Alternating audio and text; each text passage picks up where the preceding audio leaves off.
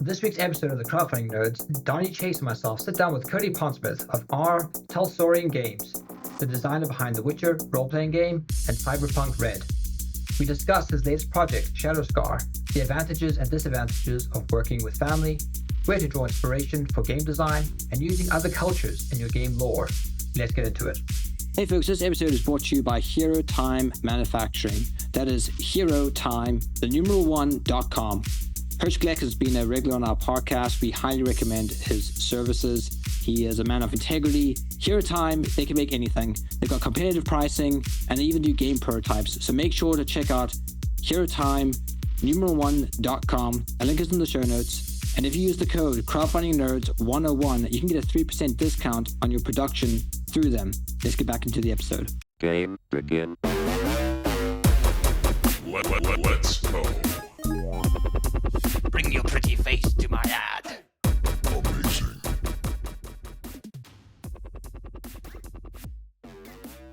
Well, welcome everyone to another episode of the Crowdfunding Nerds. And on this episode, we're joined by Cody Pondsmith of Talsorian Games and Shadow Scar fame. How's it going? It's going good. It's going good. I'm having a great time, and I'm glad to be here.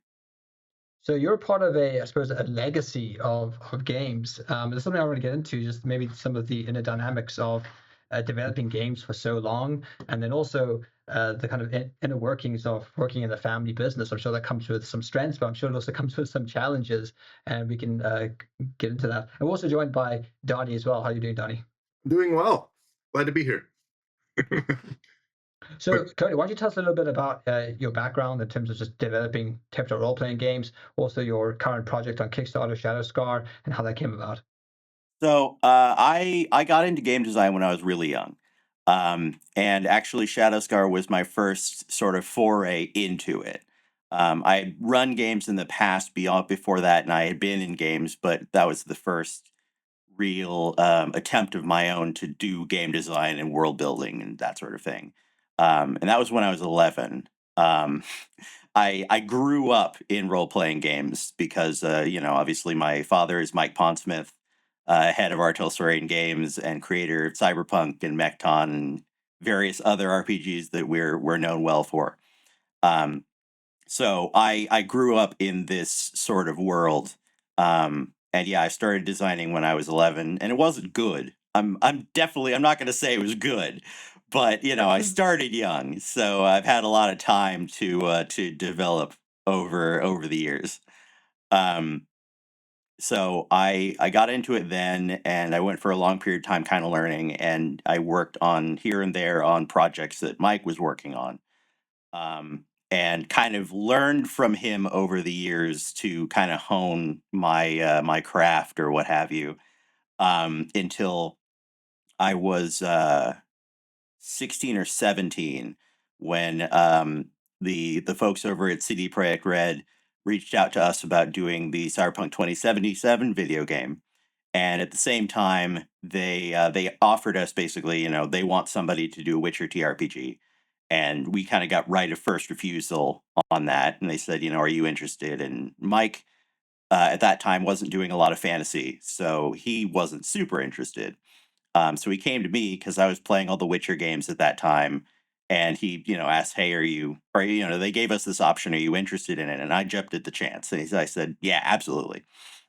So that was the first published product I ever worked on, was the Witcher TRPG. And I spent a couple of years working on that, just building it from the ground up. They asked for it to be based on Cyberpunk, and I set out trying to do that, and then realized that there was a lot of external design that had to happen because, I've always been a big believer that a system should reflect the world that you're trying to portray as close as possible. So there were a lot of aspects of The Witcher that were not covered by the nature of Cyberpunk. So, I added magic system. I made the world more focused on melee combat rather than range combat.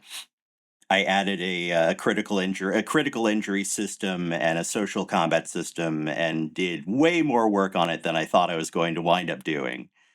But it all turned out very well in the end, and we were able to put it out into pretty tremendous results. So that was kind of the first big introduction to actually doing projects, officially, as it were. And I headed the Witcher team for a long time. We did a lot of other supplements for it. And we hit a point as CDPR started working on Witcher 4, where things kind of got a little difficult for us to work on the Witcher line long term, because there was so much back and forth between us and CDPR because they were working out what they wanted to do on the video game. So we kind of let Witcher go a little dormant for a while. And during that time, I didn't really have anything to do. So I proposed to the rest of the team, the rest of the company, and said, "Hey, I I have this project that I've been working on for decades, and I'd love to make this work." And I pitched the whole thing, and the team thought it was a good idea. So we started forward with Shadow Scar as an official project, and that kind of brings us to the Kickstarter here. Wonderful. Yeah, I think there's a tremendous benefit for people to follow the footsteps of their parents in terms of their professions. And even if you don't go into that profession, ultimately, there's so much wisdom that you can learn. And this was something that was pretty common with trade. I used to have the blacksmith, and he was like the village blacksmith. And, his father was the blacksmith of the village. And before him, his father was. And they have like this multi-generational knowledge being passed down. So by the time, you kind of enter the apprenticeship, you're pretty much, rubbing shoulders with multi-generational masters. So I'm sure they like that sort of sped run your kind of learning and development just by having this kind of network that you could tap into that a lot of people don't have. So and clearly it's shown with the success of The Witcher and things like that. Yeah, absolutely, absolutely. It's been very interesting because we are kind of first and foremost a family business. As we have expanded and brought in new people, I think we're 8 people right now, which I think often surprises people because they think we're a big team. But yeah, we're basically 8 people, and we kind of pride ourselves on the fact that we've kind of maintained that, sort of kind of mom and pop shop operation. We kind of I kind of think of everybody who works in the company as extended family. So it's very nice to have that sort of relationship with everybody. And it can get a little challenging sometimes, especially when you're dealing with direct family. Because it can be very difficult to have disagreements in the office and then like meet up to watch TV later. Um, have a a family get together, and you have to kind of put all the work aside. Yeah. Yeah, that reminds me of Dan Povenmire and Swampy Marsh of like Phineas and Ferb. They do that. They work together for what 30 years now or something. But they share a story like that where it's like you learn, you have to, right, because you want to maintain the relationship, right, so you learn to beef in the work, but as soon as you clock out, it's like, okay, you're done. It's like the old Warner Brothers cartoon with like the sheepdog and the coyote, like they just clock in to work, and then coyote's trying to get the sheepdog stops it, but as soon as the buzzer goes off, like, oh, we're back, and go hang out and go do whatever. You're like, yeah, there's something, it's definitely a skill that has to be developed. Yeah. So how long have you guys been working together as a team? Like how long as a timeline? So, let's see. I started working. So, Talsorian had the old era, the sort of old golden age back in the '80s and like very early '90s. And then after the TRPG and the industry crash, we kind of went silent for a while. And we started developing stuff again in the early 2000s to like mid 2000s, I believe. Um, and that's kind of where I got on. I originally started in the mailroom, because we were at that point. It was literally the three of us: my mom, my dad, and because all the other people who had worked at Telsorian had kind of moved on to other things.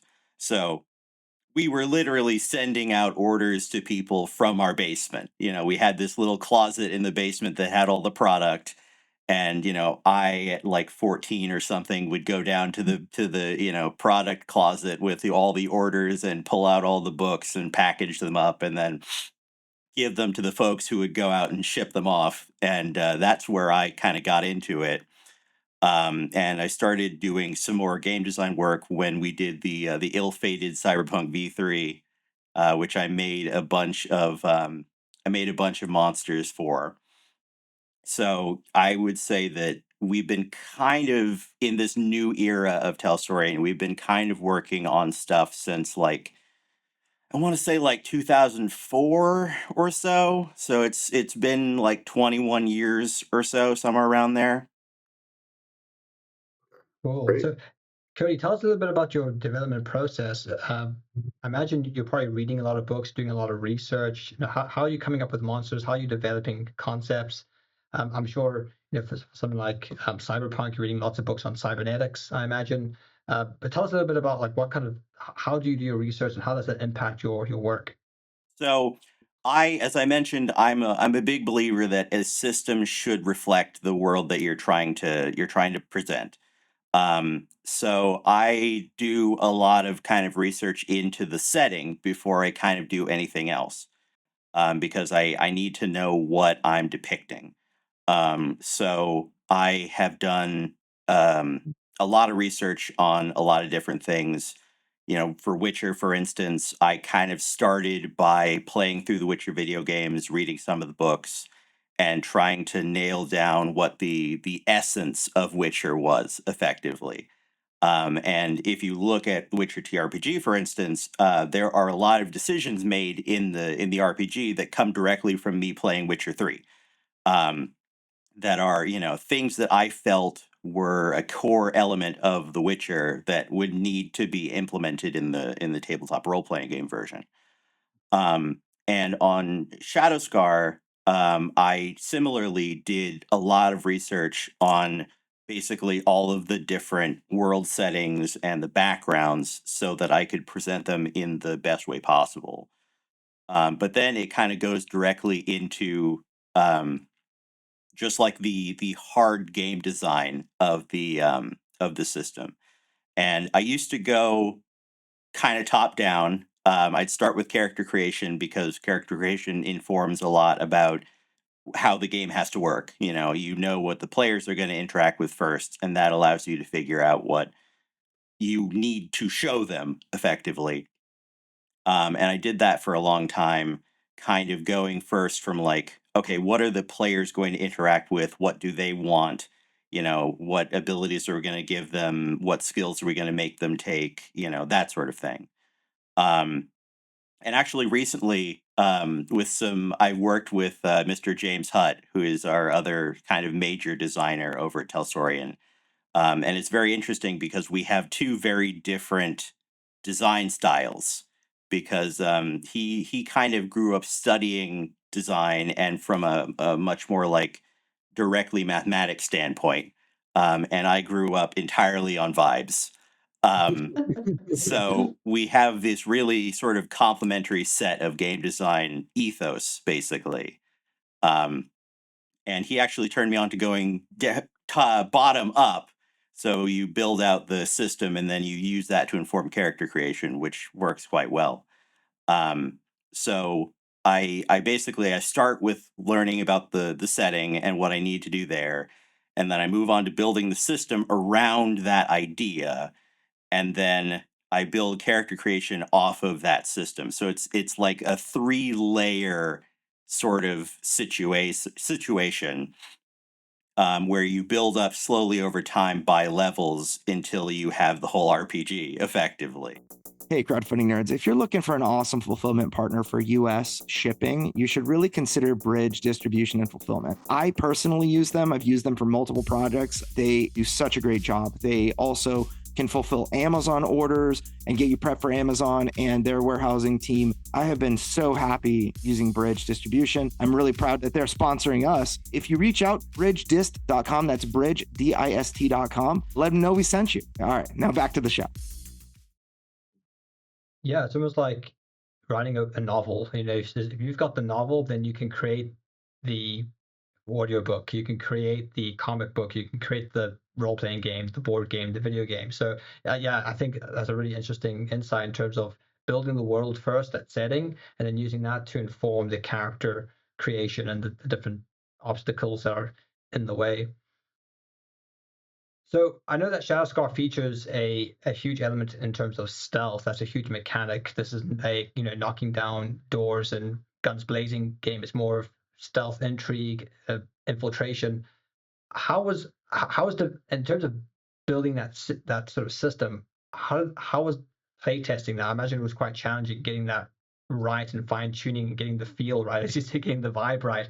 Because I think most people are used to kicking down the door, guns blazing, and how do you sort of decentivize people from doing that in a role playing game where anything can really be posited by the player? It was a long process.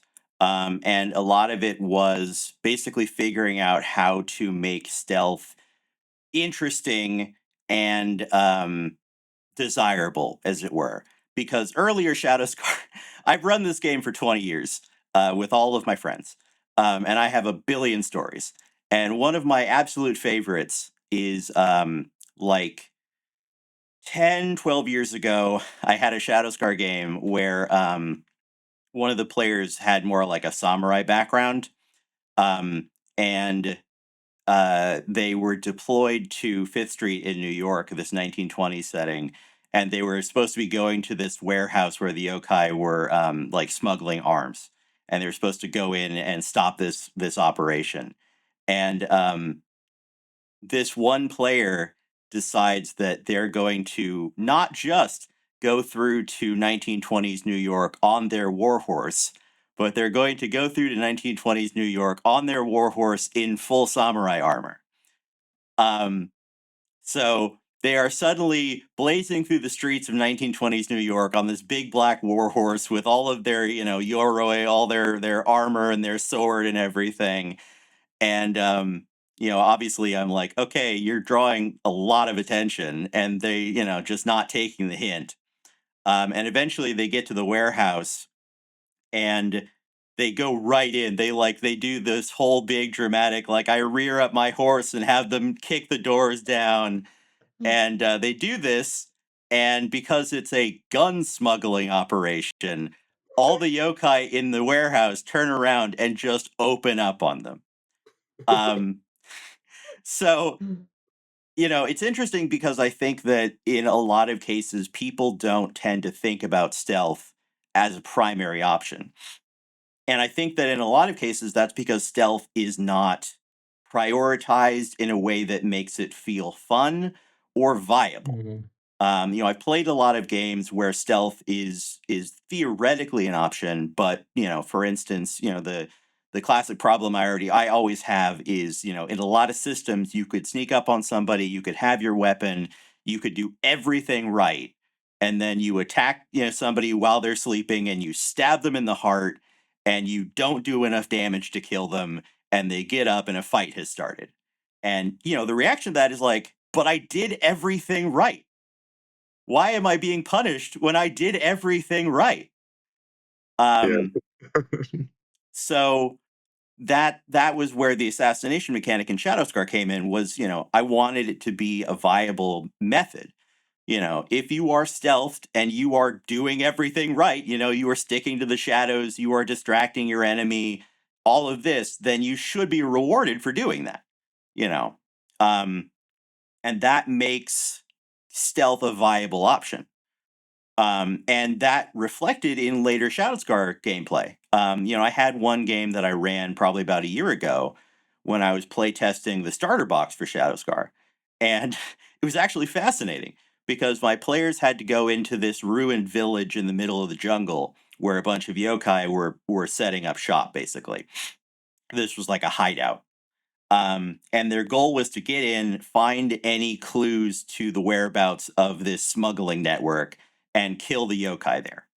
And the players went in, and they're working as a team, and they're going building to building, and they're like assassinating yokai in their sleep, and they're drawing people away from the group and taking them out there. And halfway through this encounter, I'm like, oh my god, they haven't triggered combat at all. Like, they haven't gotten into combat at all. And I had to stop and I realized that's the point. that means they're succeeding, and they're all having a great time doing it. The fact that they didn't get into the classic D&D throwdown combat was for them a key feature. They were able to do this cool shadow warrior ninja assassin thing where they played it all very tactically and they took out all their enemies without ever having to enter combat. And to them, that was not a negative experience. That was a very positive experience. And I think that lends into where Shadow Scar fits now, which is that there is almost a level of both value and sort of desire to this Shadow Warrior sort of vibe. Can you make it through the entire mission without ever triggering combat? Can you make it through the mission without ever being seen?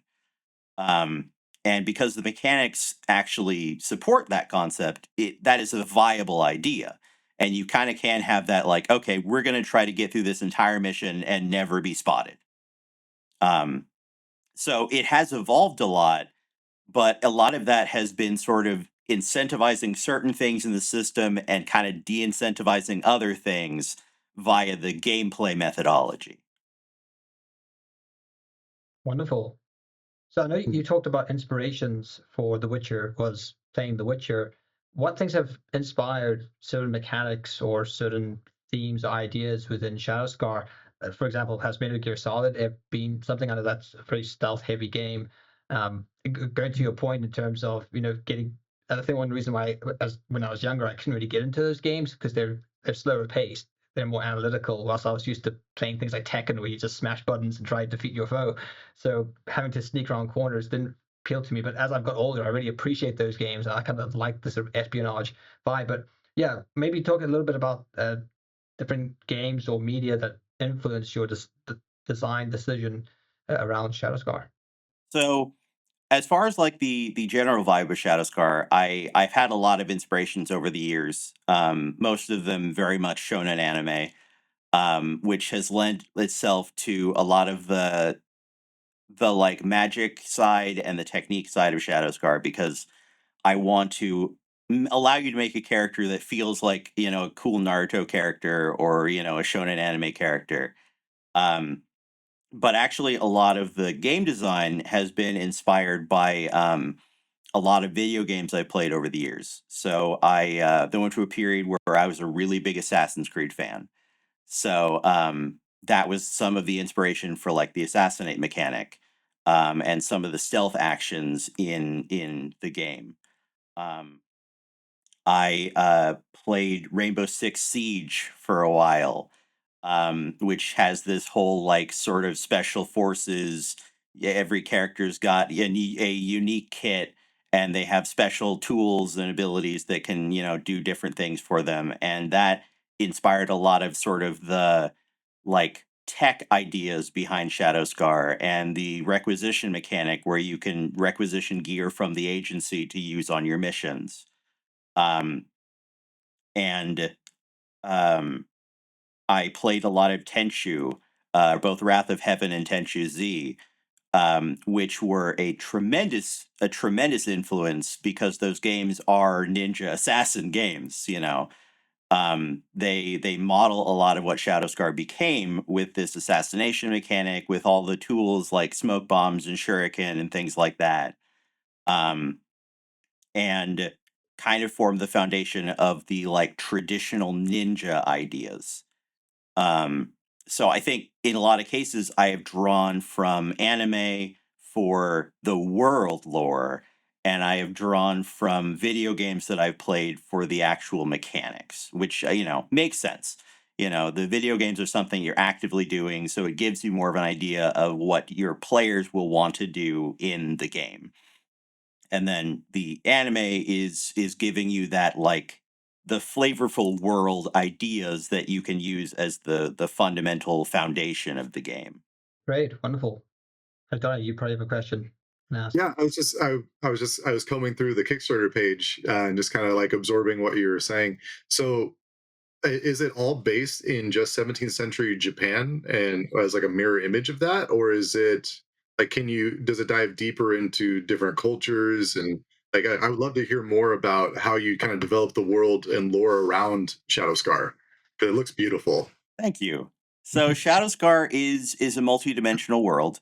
There are 4 worlds that we talk about, but we mention in the game that there are a million other worlds.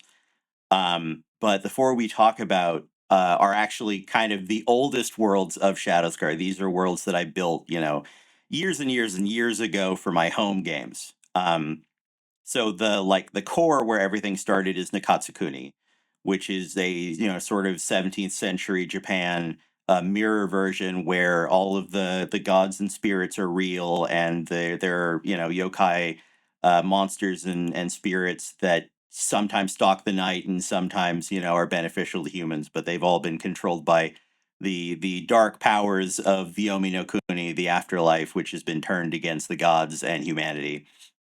But that is very much sort of designed to be a mirror image of Edo period Japan, that instead of just having gotten out of the Sengoku period, which was the big sort of civil war period in ancient Japan, they've just gotten out of the 100 Years of Sorrow, which was this big apocalyptic war to stop Yomi no Kuni and Izanami from destroying everything functionally. So it is a world that is kind of coming back to a state of peace after this apocalyptic war. And there was a lot of research done on actual Japanese history and alternate history ideas carried out by like, how would Japanese history have changed if, the Amatsukami, the gods, as it were, the most powerful spirits were real? How would it have changed if there are, yokai? How would that have affected the world at large? The other worlds, which we kind of call the infected worlds, which are the worlds that the yokai have wound up in after being banished from Nakatsukuni, are kind of similar. There's Steel Court, which is a kind of steampunk setting set in the 1860s. And it is basically my attempt to do steampunk, but with a less romanticized steampunk. So it maintains a lot of the cultural problems and the nasty nature of industrialization and stuff like that, while also carrying forward the fantastical nature of the British Industrial Revolution, where there were tremendously important and popular inventions being made every year. It's this massive dichotomy where you have fantastical inventions being created all the time, but somehow they're not fixing societal problems. Um, and in some cases they're making it worse. So you have this dichotomy of those two ideas that you have to work with.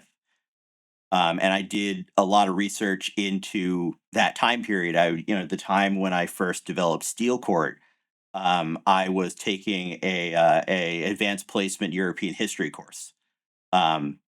So I just took all my notes from that class and basically built on top of them. And then the second sort of infected world, Fifth Street, is a 1920s American pulp kind of world, where everything kind of runs like a movie. There's this magical force called the narrative, which will change the world around you to make it more cinematically pleasing. And a lot of the inspiration for that came from both sort of pulp and weird science novels and comics from the time period, and also real history research into that time period in the United States.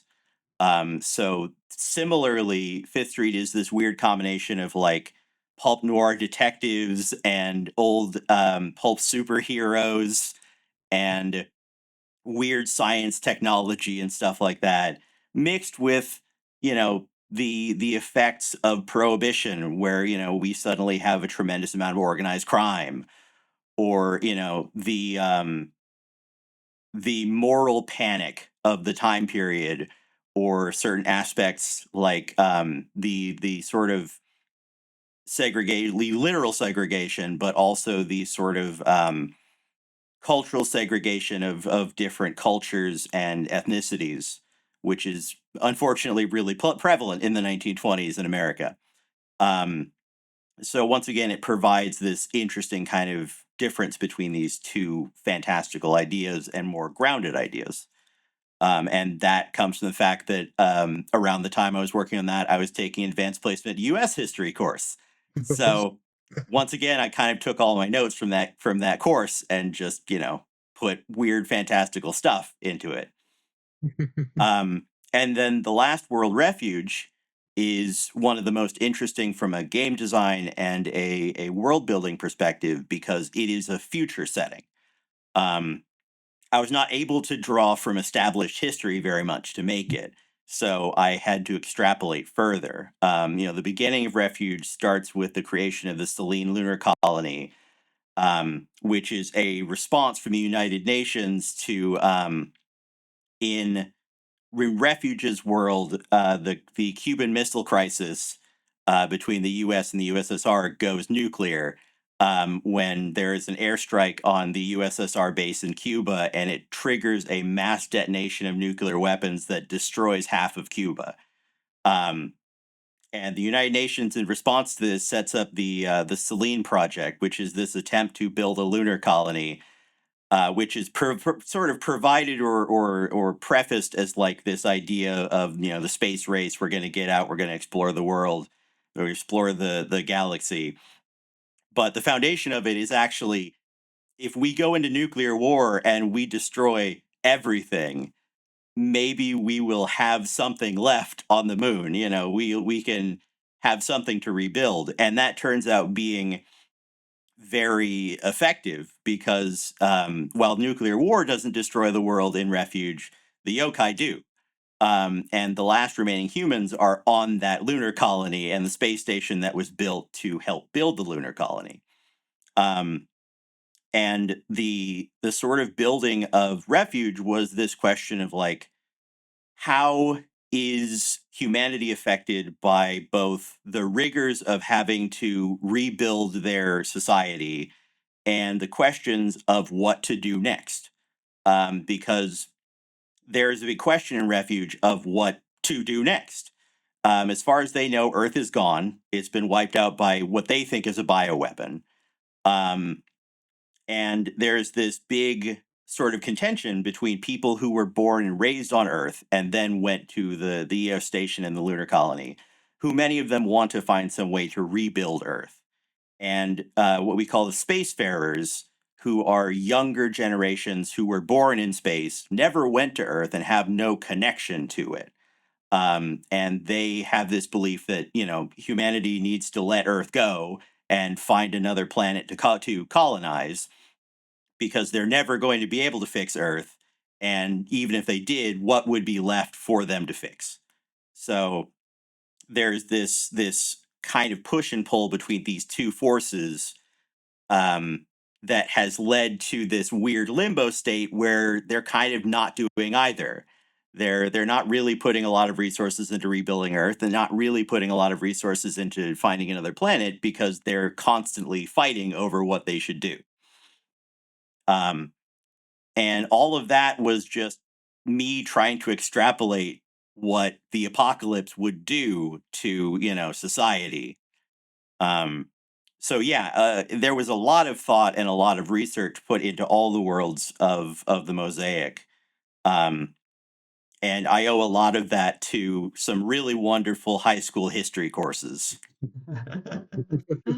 Well, that's what I'm really taking away from what you've just said is I think the key to becoming maybe a fully fledged game designer is to study history, because there's just so much inspiration. There's so many things that you can look in history, whether it's technology, whether it's some type of obscure military tactic, whether it's some secret operation that you can then glean and use into your works. Donnie, I know that you've been working on a world really and games and a novel. Has history come into the works of what you've been doing as well? Absolutely. And then just the stuff that I work on, I've actually gotten really deep into like zoology, and because I'm doing like an anthropomorphic story, and so and it was going to be a game before it became a story, and I have plans to do an RPG and stuff down the line, but seeing like almost like quote unquote the powers that each animal has, they're like unique, and so going really deep into that, really again like what you mentioned, Cody, of it influences like what it could be. It's like as you get deeper into like, okay, how does nature actually function, one of the biggest thing is most of nature happens at night. Like it doesn't happen necessarily during the day, so like, okay, well, from a game design standpoint, it's like, okay, there should be some type of day night mechanism to where certain creatures aren't as effective when the sun's out, or like whatever you decide to do, or it wears you out, or it's harder to do something because it's daytime when you're typically a nocturnal creature. Um, but yeah, as far as history goes, it definitely informs a lot of the story, right? And then from there, so what I did was I used different cultures to start. It's like, okay, well, this would fit really well with this culture would fit really well with like the Badger, the Badger clan or what have you. And then you build from there. It's like, okay, it's like I don't want to be a direct parallel to a culture that already exists. Like that's kind of like probably not the best thing to do. But then it's like you can build off of that. It's like, what would it look like if, based on what I know about Badgers now, how would that look? How would that shape? How would their history look? So I'm so fascinated by this, Cody. Like this is my wheelhouse for sure. Um, thinking about The Witcher, did you actually go back and research the original like Polish folklore as well, or was it just focused on the Witcher games? He was primarily focused on the Witcher games because, that's what we were asked to translate. That makes sense. But when we started doing supplements for The Witcher, especially as we did the Witcher's Journal, which is the bestiary, I did go back and because, Witcher draws tremendously from different folklore of different countries. Hmm. That was where I went back and found creatures from Slavic mythology and other various mythologies to kind of put into the bestiary in as much of sort of the Witcher way as I could. Um, so I I pulled from it in when we built something new. Obviously, when we were building something that was already there, I kind of had to go from what we had. Um, but I definitely pulled from the larger mythos when it came to adding new things to the idea because that felt like the best way to do it. On the previous subject, actually, I was thinking, your comment about zoology made me really think. Um, I think, as far as becoming a good game designer, I think that, one of the best pieces of advice, perhaps, and I got this advice from Mike as well, actually, is that the best thing you can do as a game designer is to just absorb everything around yourself. Just learn as much as you can because every piece of information you learn is another tool that you can use in your game design. Everything you learn is another aspect that you can use in world building or that you can use to inform your game design to make it better. Um, so I do a lot of that in my sort of my process, all the way down to in Witcher, I did a lot of really dumb things. Like I was in archery for a while, so I tried to figure out whether you could fire two arrows off of the same bow at the same time at one point, to see whether that was something that I could do in Witcher. I practiced cross drawing two swords and cut my thumb. Because it turns out if you cross two swords over each other at the same time, you are likely to cut your hand. Um, I took the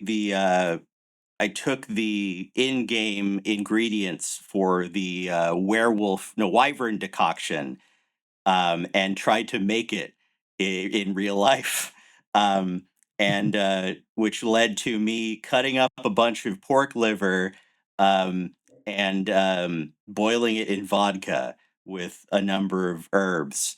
Um, and just did weird things to see what they would be like, to determine as much as possible what it would be to experience these things. So, drawing from your experiences is tremendously important in this industry, in my opinion. Absolutely. I agree with that. I even recently I was listening to Andy Anderson. He's a skateboarder, and he was talking about to another skateboarder trying to help him understand like the physics like behind skateboarding. And you could go deep into like how it works, and momentum and stuff. But he's like, yeah, it was a guy I knew that was a sword fighter. Like he was like that's what he did. And he was talking about momentum and foot placement. He's like, and that changed everything when it came to balance on my board. I'm like, that's it right there. It's in those unlikely little places is where you're going to find inspiration. It's kind of off that beaten path to where there was another story of a juggler that was took inspiration from like ballerinas, and he saw other people trying to mimic what he was doing, but that was exactly it. It's like no, so you can take inspiration from people that have come before you. Obviously, like what we were talking about earlier of that multi-generational knowledge of how to do a craft. But then when you take something that you're fascinated in, like even like as a kid, if you're fascinated with trains, like train engines, and you just kind of go down that road, even historically, like how'd that come about? Now you have this wealth of information that you can apply to something later on in life. And it could come up in the weirdest little ways, like, that being in a marketing agency and like, oh, now I'm working with somebody who's doing a steampunk game. Like, oh, I know all about how steam engines work, like, or what have you. Yeah, don't discredit those kinds of little things for sure, because they definitely come up. I suppose even Or for game masters, that impacts the kind of adventures that they're going to be crafting. They can, if they're reading a book on zoology, they can start incorporating that. Maybe you have an adventure in a zoo, you get chased by wild animals or something. So I think even for game masters, not even just game developers, it's worthwhile kind of studying outside your sort of wheelhouse to be able to introduce into your games. So Cody, I know we've covered a lot of topics, but in terms of researching and using history in different areas into your games, where do you draw the line between, like being inspired by something, incorporating that into a game, and maybe possibly offending someone? Because I know you've got a lot of Japanese culture, and the Japanese are quite maybe proud or protective of their heritage, and you don't want to necessarily disrespect that. So how do you draw the line between, yeah, this is fantasy, but also we don't want to, unnecessarily offend anyone? And I do know you've taken great efforts to make sure that it's what you've done with Shadow Scar is sort of true to the heritage of Japanese culture. The goal was really to take everything from Japanese mythos and try to stick as close to it as possible. To make as few changes as possible to kind of carry forward the ideas, because obviously so many aspects of like the Japanese creation myth and the nature of the Shinto religion are already fantastical. Not a lot has to be changed to make it into a fantasy world. Um, so in a lot of cases, I just didn't. So I kept a lot of the creation myth, for instance, almost exactly the same, because I didn't need to change it. And, I didn't really want to change it because I was dealing with somebody's actual religion. And, as much as I could not change it, it was best because, while a lot of people who are Shinto are not heavily invested in being Shinto necessarily, they are active in the religion, but not super, super active in the religion. Um, it's still important to people. And I don't want to just like take it and do something entirely, different with it. Um, and similarly in the history, I tried to take the actual history of Japan and change it in places where it made sense to change, like in the difference between the Hundred Years of Sorrow happening and the Sengoku period happening. The Hundred Years of Sorrow happens instead of the Sengoku period because there are monsters and there is, you know, an apocalyptic force trying to wipe out humanity. But you know, the goal is to take the foundation of what it is in real life and or in the mythos that's been established and change it in very minor ways to make it fit what I need it to work for, but to keep the heart, I guess, basically. And that is of course aided by the fact that, you know, we have in the past when working on core book and starter set, we have had the um the wonderful opportunity to work with an editor who is part Japanese and is very in touch with their Japanese heritage, who is able to give us a lot of input into that. They were able to tell us about parts of the game that maybe would be construed as offensive or uh, you know, uneducated or that sort of thing. So, you know, working with somebody who knows the culture more inherently allowed us to find some of the problems that we would be running across based on the fact that, you know, the argument can be made that you can do a lot of research into a culture, but if you, you know, have never encountered or interacted with that culture directly, there, you know, inherently will be things that you miss because, you know, you have never directly, you know, I've never been to Japan, for instance.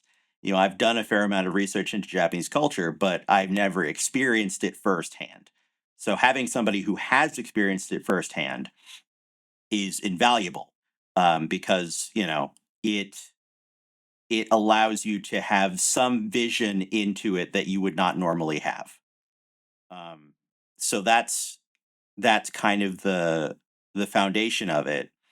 Um, and in the case of Nakatsukuni, for instance, there was a suggestion that I make it more of a generic fantasy setting, to possibly avoid any problems with you know, predict or portraying a culture. But for me, it was really important that it be Japan.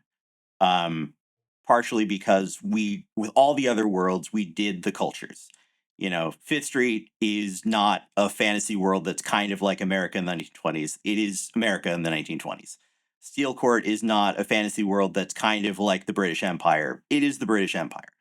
And we make changes, but we try to make changes as sort of respectfully as possible. And it was important to me that we not shy away from the idea of using actual Japanese history and culture for fear of possibly, you know, doing something wrong. Rather, I would like to instead do what I can and then talk to people who know it better and have them tell me how to do it right, rather than to just kind of give up on it and just sort of do whatever.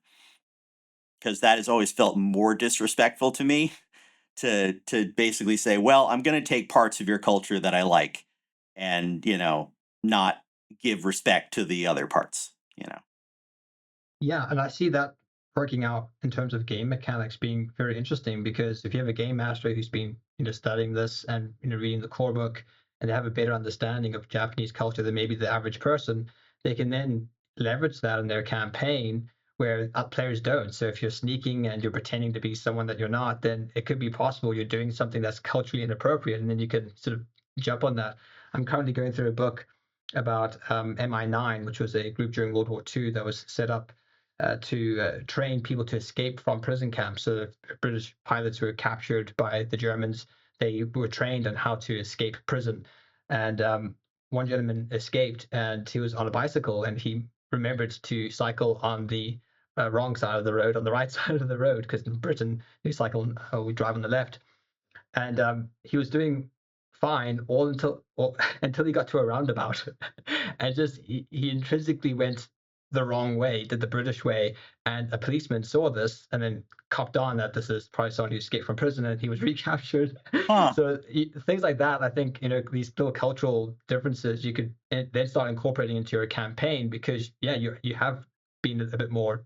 You've done your research and you kind of understand these nuances. And in a stealth game, I think you could have a lot of fun with those kind of nuances that would be quite subtle.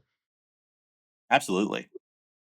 Cody, is there anything else? We're going to be wrapping up soon. Is there anything else you want to, bring up or cover in terms of your history or game development or even the project itself? I mean, I could talk about Shadow Scar forever. It is truly a passion project for me, as I think probably is obvious. But I won't talk your ear off too much. No, I've had a wonderful experience in the game design industry, and I've been really lucky to have that experience.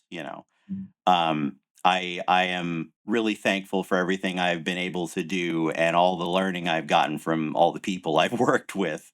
Um, and I think that, it's it's very interesting because I feel like game design is something that a lot of people want to do, but they often let themselves get psyched out by it.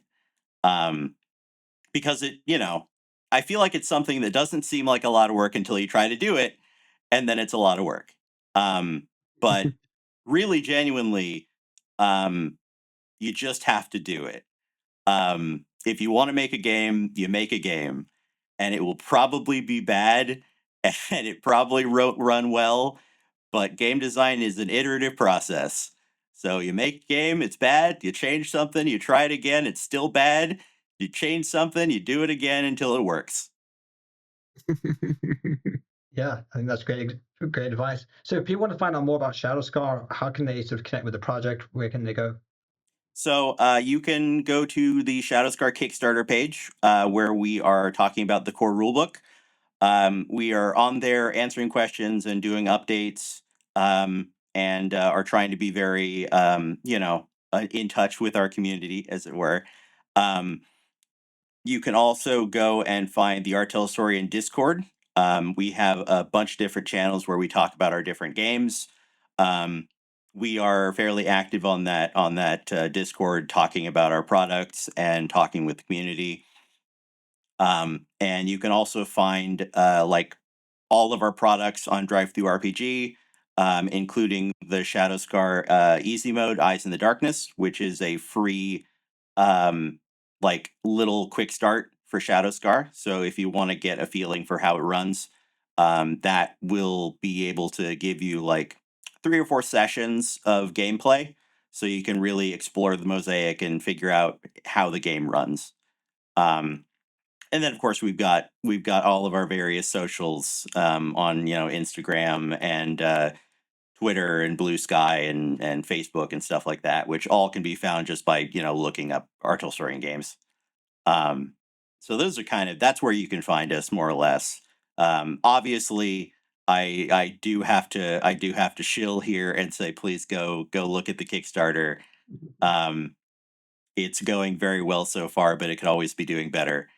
And it's really important to me because this is an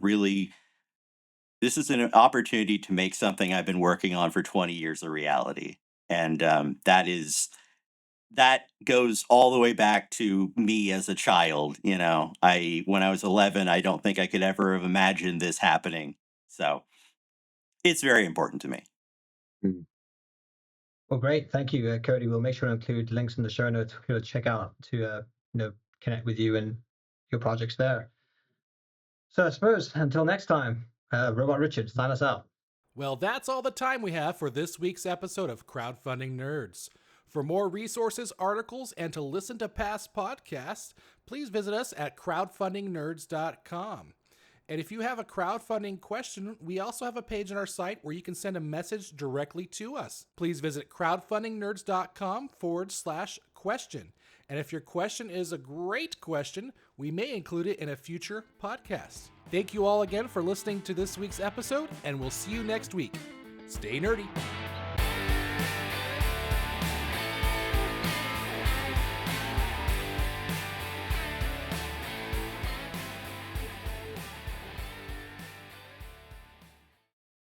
Hey, Crowdfunding Nerds, it's Andrew Lowen, and I wanted to introduce you guys to the Crowdfunding Nerds Academy. If you don't know, we have a do-it-yourself course system that will teach you how to build, excite, and prepare a crowd to fund you on your launch day, and that is our goal.